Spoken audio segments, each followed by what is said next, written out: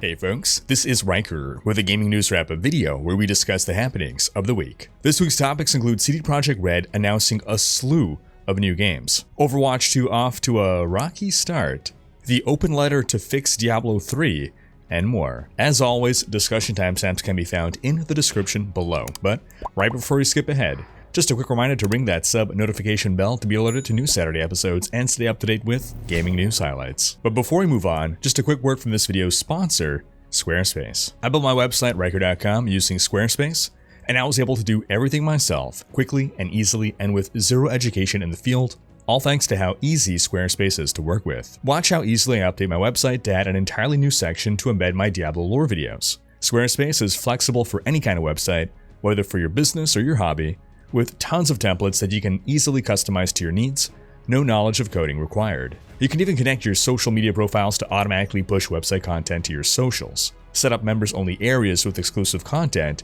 and sell products. Basically, if you want to build a website, I recommend Squarespace. So, head to squarespace.com for a free trial, and when you're ready to launch, go to squarespace.com/Riker and use code Riker to save 10% off your first purchase of a website or domain. That's squarespace.com/RHYKKER and use code Riker to get started today. Starting with some quick news, we got this week the official reveal trailer for Need for Speed Unbound, which will release on December 2nd of this year. The visual style is a very bold design direction. I gotta say, it doesn't work for me, but I seem to be in the minority, as a lot of people are embracing it. What about you folks? Are you digging the art style? Sound off in the comments. We also got this week 7 minutes of gameplay footage from Wild Hearts, the feudal Japan Monster Hunter game. The contraption mechanics that let you fly or zipline seem really interesting, though it can look silly at times. The environments look gorgeous, the creature design is really creative, and the fights seem challenging. And I gotta say, just overall, the gameplay footage was really engaging to watch. You can check it out for yourself by following the link below.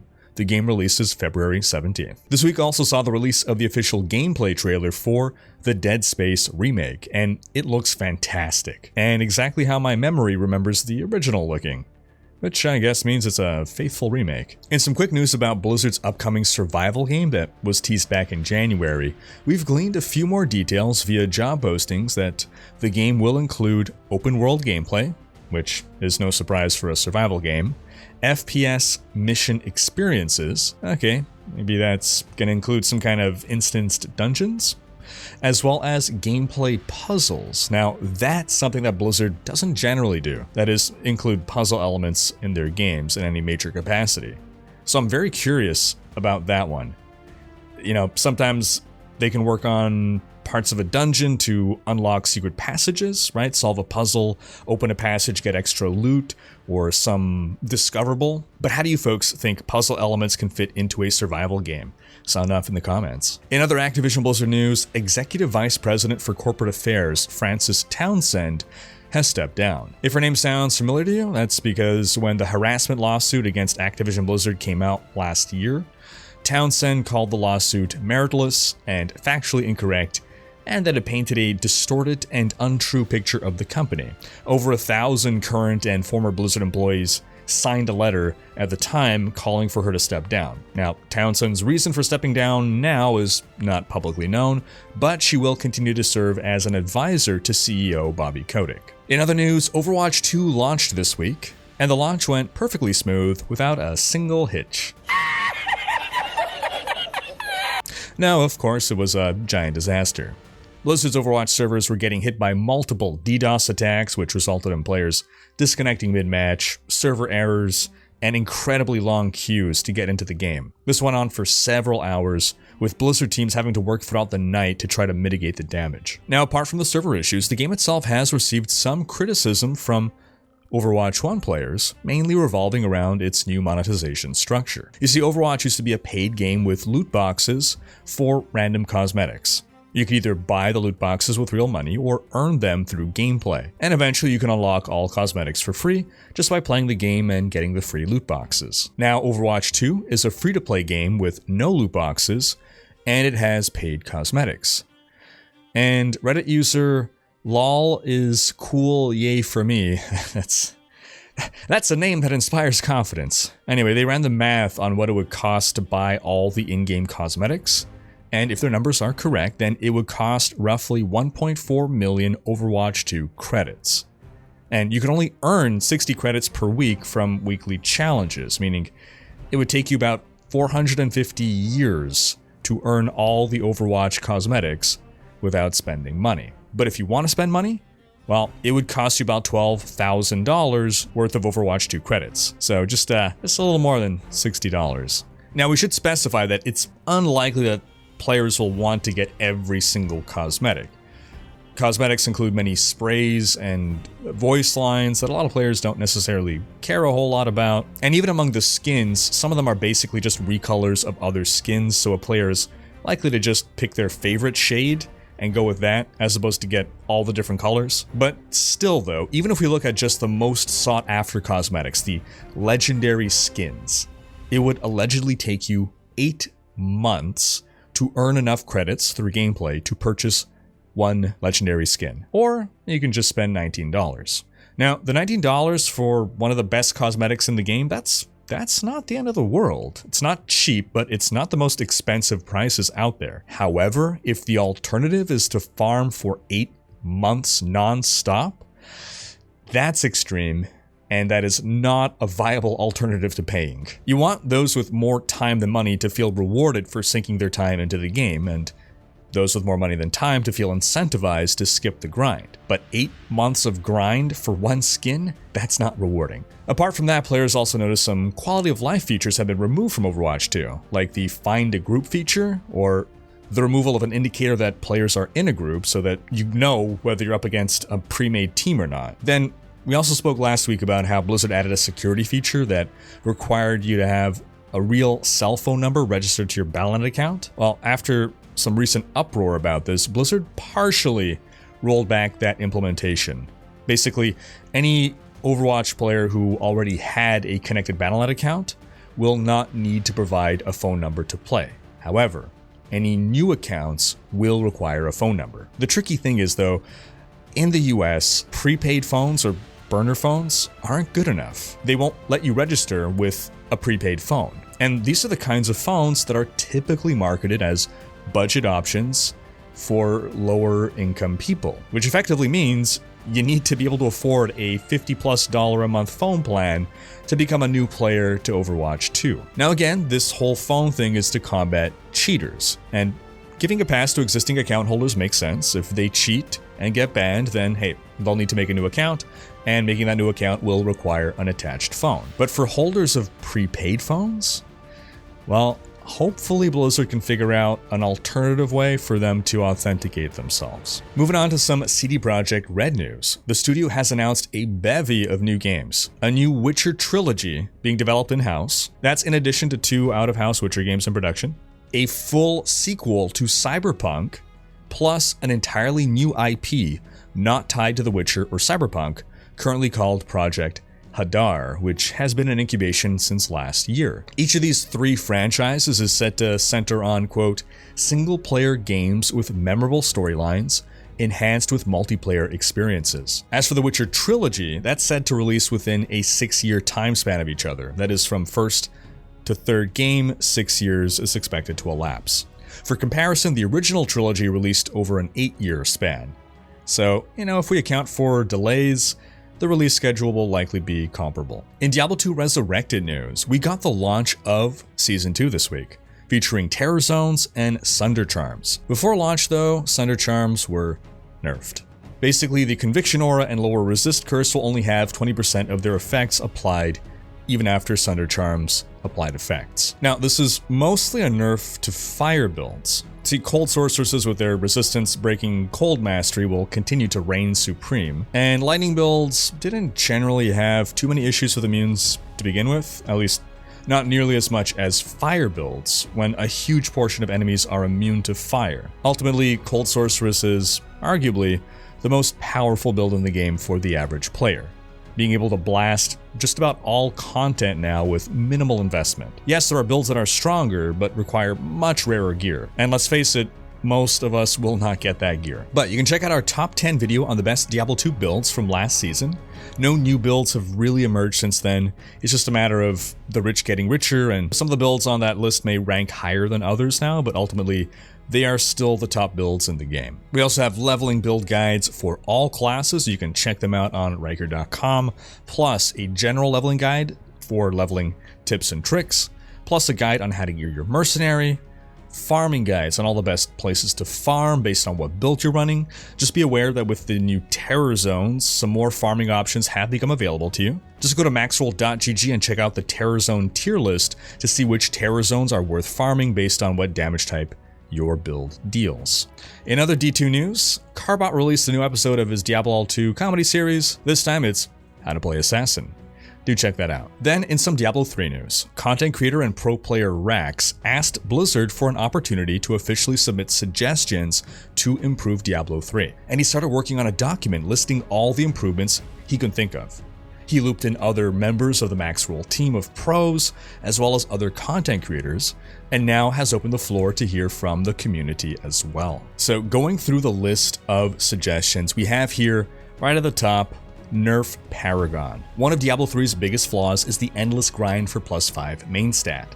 Whether it's via a cap, a reduction in power, or dynamic scaling, that is, better rewards at earlier Paragon levels, this is at the top of the list. Also considering that Paragon scaling increases your toughness a lot faster than it increases your damage. This causes some builds to be playable at higher Paragon, while the casuals won't ever have a chance. This also somewhat helps with all the botting and account sharing going on in the game. For those who are unaware, if someone has a couple thousand more Paragon than you, they are doing multiples of your damage. That's how much of an advantage thousands of Paragon get. And getting Paragon, it's just about clocking in the hours. It's not challenging. You just do speed greater rifts over and over and over all day. That's why bots can do this. There's nothing exciting about getting +1 Paragon, but you're incentivized to endlessly grind out your Paragon levels because that is the most deterministic way, once you have a baseline of gear, to continuously upgrade your power, and you get so much power from it. The problem isn't Paragon itself. The problem is that the current implementation of Paragon takes a game that should ultimately be about the loot hunt in the endgame and turns it into the Paragon grind. It takes the focus away from the most interesting part of the game, items, loots, the piñata drops, and puts it on the most boring form of progression. Paragon was first developed as effectively a consolation prize, and it was a great idea. It was, okay, if you're gonna play for an hour and you don't get any upgrades via the randomized item drops, hey, at least you got a couple Paragon. That's your consolation prize. The thing is, the consolation prize should never be better than the main prize. And sure, taken by itself it isn't, but again, too much power comes from Paragon. The second thing on the list is banning botters and account sharers, anyone who's using cheats of any kind. Third thing on the list is improving the user interface, like showing the convention of elements rotations of your fellow players. That's very important for high-level group play. Basically having a lot more visual indicators and effectively including some of the things that come with a certain map hack program. Number 4 is fixing cheating on consoles. Because consoles have an offline mode, they are rampant with hacked gear.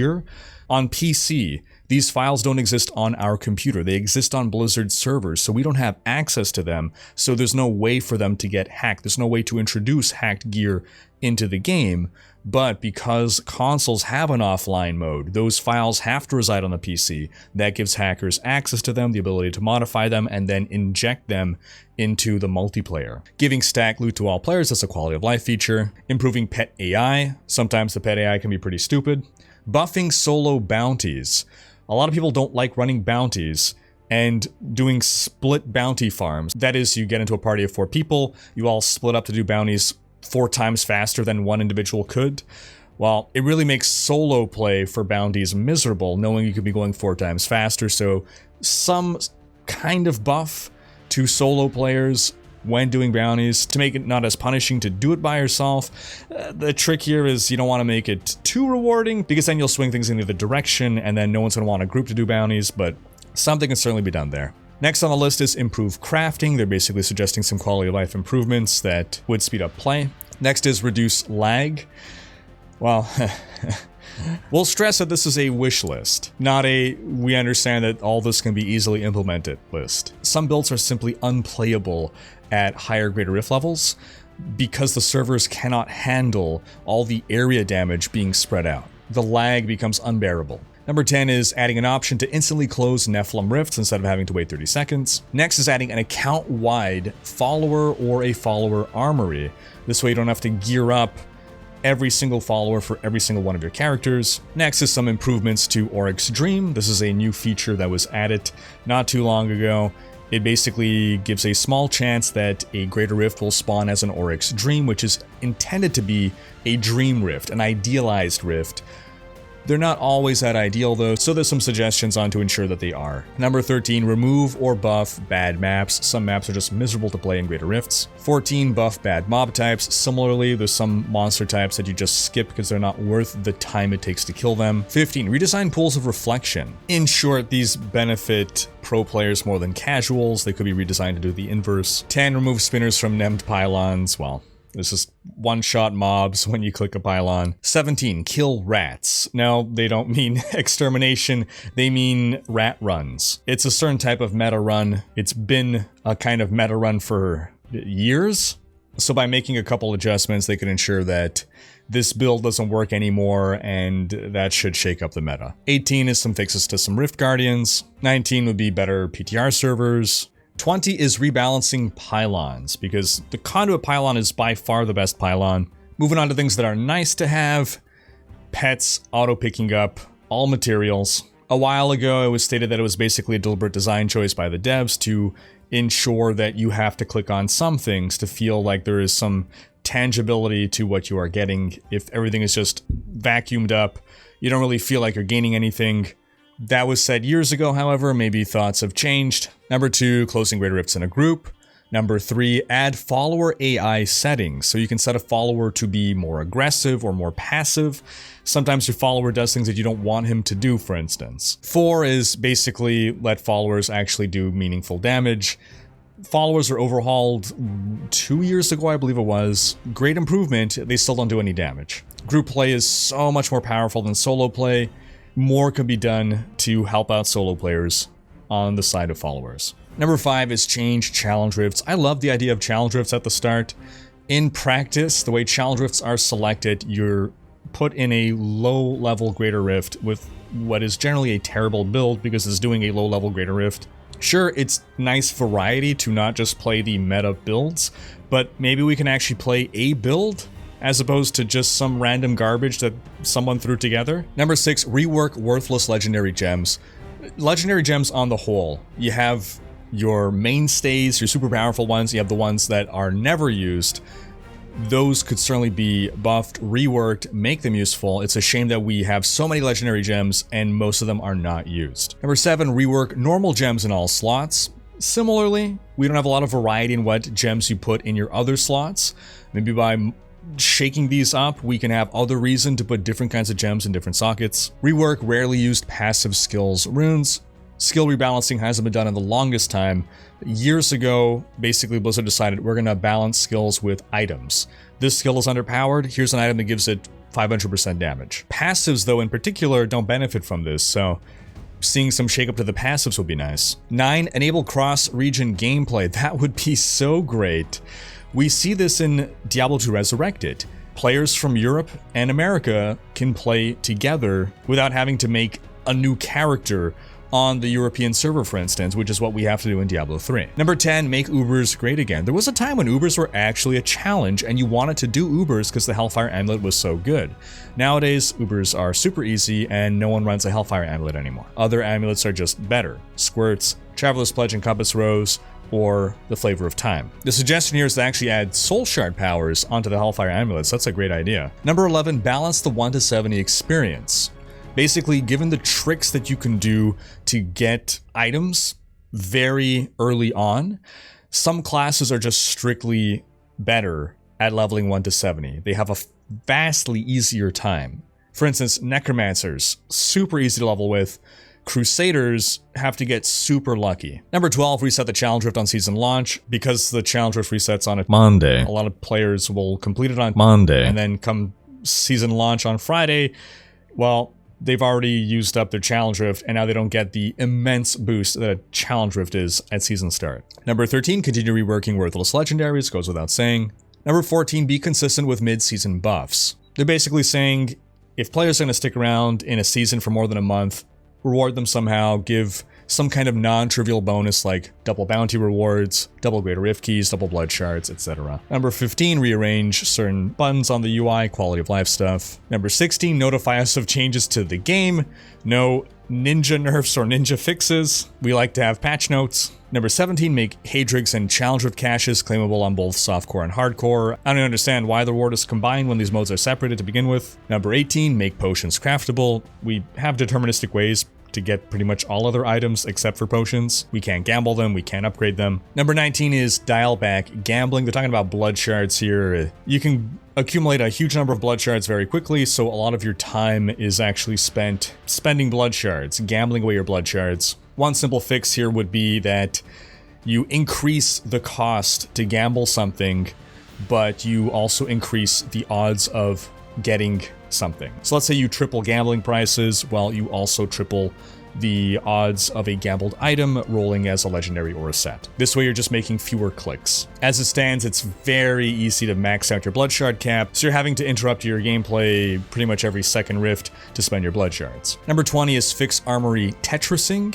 basically to have some way to assign where in your stash your armory gear goes, as opposed to it seemingly randomly popping from one tab to another. Number 21 is making the search button highlight legendary gems within jewelry. Right now, it doesn't do that. Number 22 is to reevaluate pre-rolled stats on certain legendaries. Some legendary items always roll with a certain affix, like attack speed, for instance. And sometimes these stats are never desired, so turning that into something random at least gives a chance of getting something good. 23, give us new gold and consumable sinks. The only thing to really spend gold on is empowering rifts. You eventually have no uses for Amalani's gifts or echoing nightmare keys, so even if you can just salvage them to get something, give us something to do with them. 24, save Paragon allocations in the armory. Some builds might have different priorities in allocating between strength and vitality, for instance, so instead of having to remember to make those changes yourself, save it in the armory. 25, give us more stash space. Then the wish list, this is stuff that no one's expecting to happen. Number 1, add solo self-found mode plus leaderboards. I know a lot of players are interested in this. Path of Exile has solo self-found. Number 2, add an endgame system. This was my contribution here. Basically, once I've gotten geared up, which is super fast in Diablo 3's current state, you rapidly reach a point where all you're doing is grinding Paragon, and that for me becomes very dull very quickly. So I am excited for every season launch. I go in and I'm having fun. The 1 to 70 is super fun. The gearing up process is really fun, and it's only once I get to the Paragon grind that I lose my interest, my passion, my fun. My life is just do speed greater rifts and see Paragon number go up. Path of Exile has a mapping system whereby there's something more to mapping. You want to catch them all.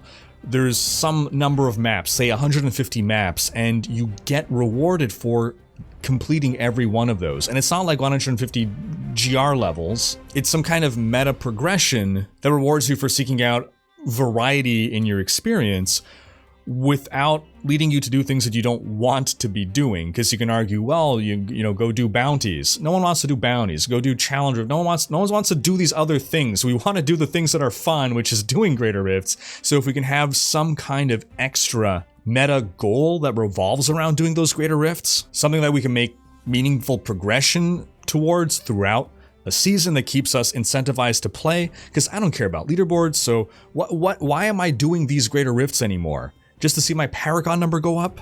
The only goal is to beat your previous highest GR. Anyway, moving on, add a salvage all legendaries button at the blacksmith. Number 4, add a challenge the rank 1 clear game mode. This would be an interesting kind of system that's similar to the challenge rift, where you can replicate the rank 1 clear, and you get to see if, given the same build, the same luck, you have the skill to do better than the rank 1 player. Number 5, add more ring plus amulet combinations. We always see the same few rings over and over again because they're so strong, so shaking up the balance of rings, giving us more powerful options would be great. 6, remove the identification of consumables. There's no mystery to what they are. We know what a Amalani's gift is. We can see it. There's no possible range of stats on it. There's nothing extra we get for identifying it. Add crucibles and other rare endgame consumables / currencies to the game. Basically, crucibles are really great, make them a permanent addition to the game, just heavily nerf their drop rate, and add more things like that. 8, expand the use of Ramlani's gifts. Basically just do something to make them more useful. The suggestion here is to let them add sockets to rings. I think what we really want though is some kind of a sync. 9, add more pieces to the Guardian set. So they recently revamped the Guardian set. It is an immensely useful low-level set now. If there were even more pieces, then it could be worked into even more builds. As of right now, some builds simply can't afford those specific itemization slots to work it in. 10, introduce real PvP. D3's PvP mode was dead on arrival, but the original arena PvP seemed really interesting. At BlizzCon 2011, people were having a lot of fun playing it. Would be cool if that idea could be somehow brought back and balanced, but that's a pipe dream. And then there's some ideas that were contested by different members of the team, so we're not going to go through those. But you can feel free to look at the document and judge for yourself. Now, if you have ideas you'd like to submit, you can post them in the Reddit thread I'll link below, or as a comment on Rax's video, because that's going to wrap up this week's video. But do be sure to have checked out last week's video, in which we discussed how the Diablo 4 pre-purchase leak was confirmed. Thanks for watching. Special thanks to my Twitch, Patreon, and YouTube supporters for making these videos possible. If you like what you see on this channel and want to support the creation of more content, you can consider pledging on YouTube or Patreon and unlocking behind-the-scenes content, monthly virtual hangouts, and more. If you enjoyed this video, please share it. Check out these other videos and subscribe to join Riker's Raiders for more gaming content.